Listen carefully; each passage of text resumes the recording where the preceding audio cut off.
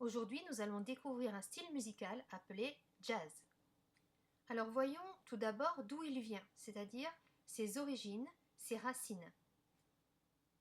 Le jazz est né du mélange de différentes musiques, dont notamment les work songs, qui sont des chants de travail des esclaves noirs américains. Donc le chant permettait de rythmer le travail et aussi de se donner du courage.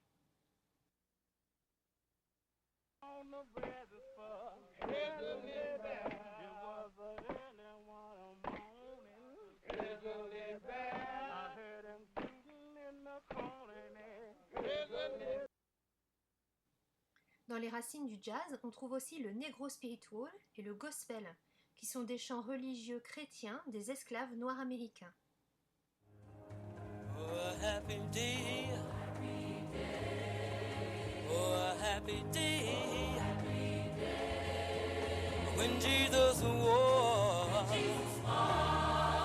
Oh, when he was. On trouve aussi une influence européenne dans la naissance du jazz, avec par exemple le ragtime, qui est un mélange de musique de marche et aussi de musique européenne, notamment parce que les instruments utilisés venaient d'Europe.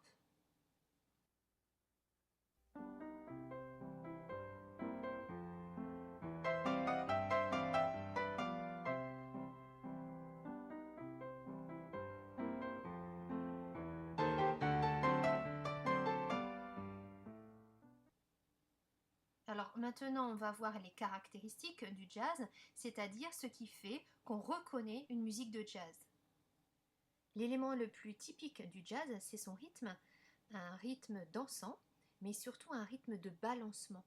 C'est ce que les musiciens appellent le swing.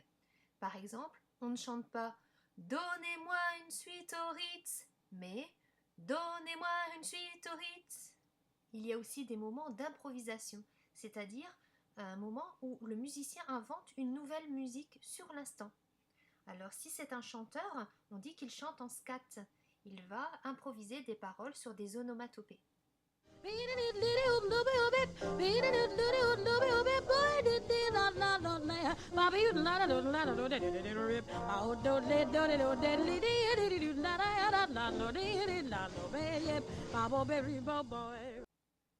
On a aussi les riffs. Dans le jazz, on trouve souvent un dialogue entre le soliste et le reste de l'orchestre. Et les riffs, c'est le nom qu'on donne aux petits motifs mélodiques que joue l'orchestre pour répondre au soliste. Sweet and lovely lady, be good. Oh, lady, be good to me. 'Cause I'm so awfully misunderstood. Oh, lady, be good to me. Il y a aussi des moments d'imitation, c'est-à-dire que le musicien va rechercher un son particulier. Quand il joue d'un instrument, il va essayer d'imiter les intonations de la voix humaine, et quand il chante, il va essayer d'imiter certains instruments.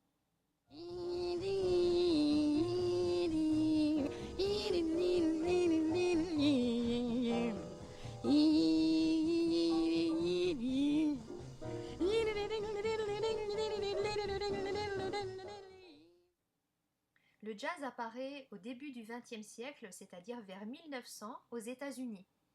Donc la période des débuts s'appelle le vieux jazz, avec par exemple Louis Armstrong. The Lord said, go down, Moses, way down in Egypt land. Tell old Pharaohs to let my people. Il va ensuite se développer à New York et à la Nouvelle-Orléans.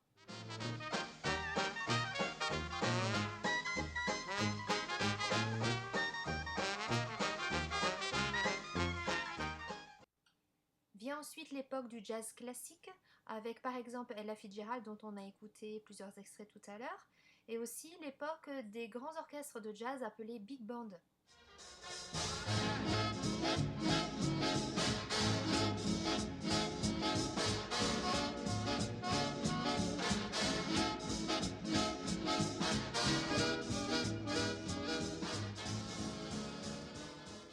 Le jazz a ensuite évolué, se modernisé et même se scinder en différents styles.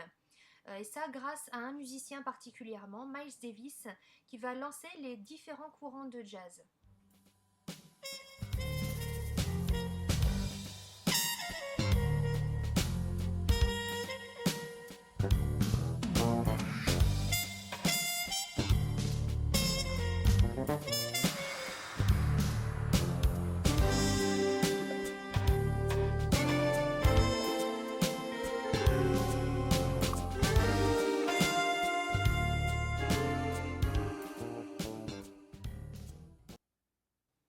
Le jazz va aussi se transformer et au fil de ces différentes transformations et influences avec d'autres styles musicaux, il va donner naissance à tous les styles de musique actuelle. On vient de le voir, il y a différents styles dans le jazz et il y a donc aussi différents orchestres. Mais dans tous ces styles et même dans les musiques actuelles, on a toujours une section mélodique et une section rythmique.